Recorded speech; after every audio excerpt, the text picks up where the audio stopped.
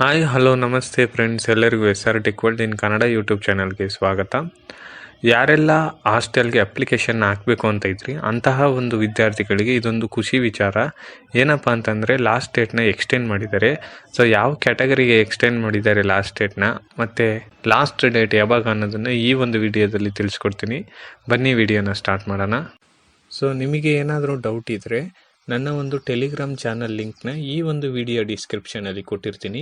ಅದೇ ಥರ ನನ್ನ ಒಂದು ಯೂಟ್ಯೂಬ್ ಪ್ರೊಫೈಲಲ್ಲೂ ಕೂಡ ಟೆಲಿಗ್ರಾಮ್ ಚಾನಲ್ ಲಿಂಕ್ ಇರುತ್ತೆ.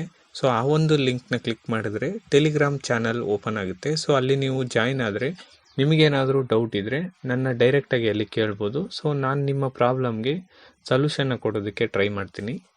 ತುಂಬ ವಿದ್ಯಾರ್ಥಿಗಳು ಹಾಸ್ಟೆಲ್ಗೆ ಅಪ್ಲಿಕೇಶನ್ನ ಹಾಕಿರಲಿಲ್ಲ. ಅದೇ ಥರ ವಿದ್ಯಾಸಿರಿ ಸ್ಕಾಲರ್ಶಿಪ್ಗೂ ಕೂಡ ಅಪ್ಲಿಕೇಶನ್ನ ಹಾಕಿರಲಿಲ್ಲ.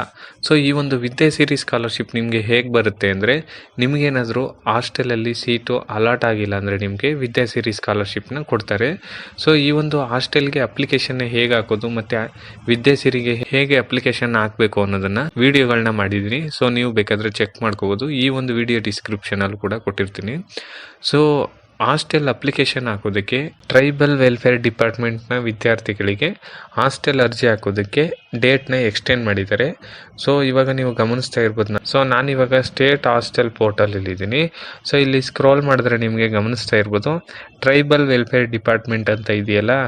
ಸೊ ಅವ್ರದ್ದು ಪೋಸ್ಟ್ ಮೆಟ್ರಿಕ್ ಯಾರ್ಯಾರಿದ್ದಾರೆ ಅವರಿಗೆಲ್ಲ 10/2/2024 ಕೂಡ ಹಾಸ್ಟೆಲ್ಗೆ ಅರ್ಜಿನ ಸಲ್ಲಿಸೋದಕ್ಕೆ ಓಪನ್ ಮಾಡಿದ್ದಾರೆ.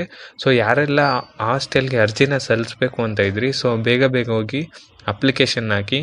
ಸೊ ನಿಮಗೇನಾದರೂ ಹಾಸ್ಟೆಲ್ಗೆ ಸೀಟ್ ಸಿಕ್ಕಿಲ್ಲ ಅಂದರೆ ನಿಮಗೆ ವಿದ್ಯಾಸಿರಿ ಸ್ಕಾಲರ್ಶಿಪ್ ನಿಮಗೆ ಆಟೋಮೆಟಿಕ್ಕಾಗಿ ಬರುತ್ತೆ.